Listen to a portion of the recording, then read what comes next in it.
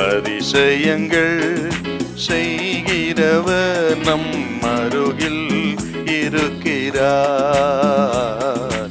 அற்புதங்கள் செய்கிறவர் என்றும் நமக்குள் வசிக்கிறார்.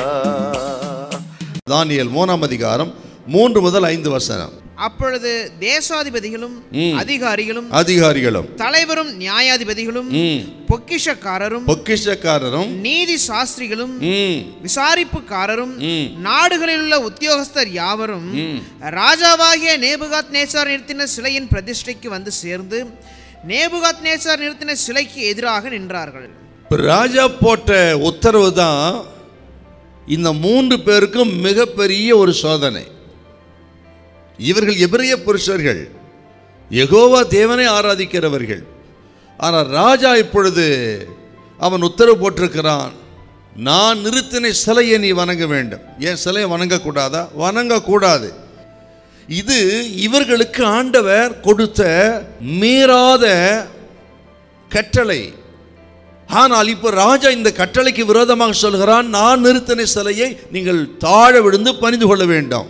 இப்பொழுது இந்த 3 பேருக்கும் கர்த்தர் இந்த சோதனை அனுமதித்தார். நேபுகாத்நேச்சார் கட்டளை போட்டாலும் இந்த 3 பேருக்கு ஆண்டவரே அனுமதித்தார். ஏன் அனுமதித்தார்னு கேட்டீங்கன்னா, இவர்கள் விசுவாசத்தை சோதித்து அது பொன்னாக விளங்கும்படி இவர்களை உயர்த்தவே இந்த சோதனையை தேவன் அனுமதித்தார். இன்னைக்கு ஆண்டவர் சொல்லுகிறார், பலவிதமான சோதனை மத்தியில் இருக்கலாம், நெருக்கத்தின் மத்தியில் இருக்கலாம். நீங்க சில கேட்கலாம், ஏன் எனக்கு இந்த சோதனை, ஏன் இந்த நெருக்கம் எனக்கு, தொடர்ந்து சோதனையா? அன்னாருக்கு இவனாருக்கு இல்லாத சோதனை எனக்கு, நான் தேவனுடைய பிள்ளை, ரட்சிக்கப்பட்டிருக்கிறேன், ஞானஸ்நானம் பெற்றிருக்கிறேன், கர்த்தருடைய பிள்ளையா இருக்கிறேன், எனக்கு ஏன் சோதனை அப்படின்னு கேள்வியோடு இருப்பீங்க. உங்களோடு கர்த்தர் பேசுகிற இந்த சோதனை எதுக்குன்னு கேட்டீங்கன்னா, உங்களை அழிக்க அல்ல, உங்கள் விசுவாசத்தை பலப்படுத்த, உங்களை ஆதரிக்க, வர்த்திக்க பண்ணி, உங்களை கனம் பண்ண, உங்களுக்கு நல்ல சுபாவங்களை வெளியே கொண்டு வந்து உங்களை சாட்சியாய் நிறுத்தத்தான் கர்த்தர் சோதிப்பாரே தவிர உங்களை அழிக்க அல்ல. இன்னும் கர்த்தர் சொல்கிற இந்த சோதனையின் முடிவில் கர்த்தர் உங்களை மேன்மைப்படுத்துவார், உயர்த்துவார், கனம் பண்ணுவார், ஒரு படி அடுத்த லெவலுக்கு உயர்த்துவாரே தவிர இந்த சோதனைக்கு பிறகு நிச்சயமா நீங்க கீழாக மாட்டீங்க, நீங்க தலையாவீங்க.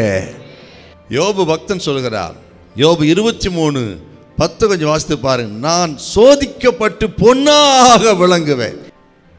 பசும் பொண்ணுன்னா உரசி பார்த்தா தான் தெரியும், உரசி பார்க்காம கண்டுபிடிக்க முடியாது. அதே போல ஆண்டவர் இப்போ உங்களை உரசி பார்க்கிறார். இப்போ அந்த உரசறது தான் சோதனை. எப்படியாகிலும் உங்களை அழிப்பதற்கு, எதையாகிலும் பேரை கெடுப்பதற்கு பல உபாய தந்திரங்களை பண்ணுவான். உலகத்தில் உங்களுக்கு துரோகங்கள் செய்வார்கள், உங்களை அழிக்க நினைப்பார்கள், பேரை கெடுக்க நினைப்பாங்க, உங்க நடத்தையை சந்தேகப்படுவாங்க. இதுதான் உரசறது. எதற்காக உரசுகிறார்? உங்களை சுத்த பொன்னாக விளங்க பண்ணும்படி. ஹல்லேலூயா, ஹல்லேலூயா.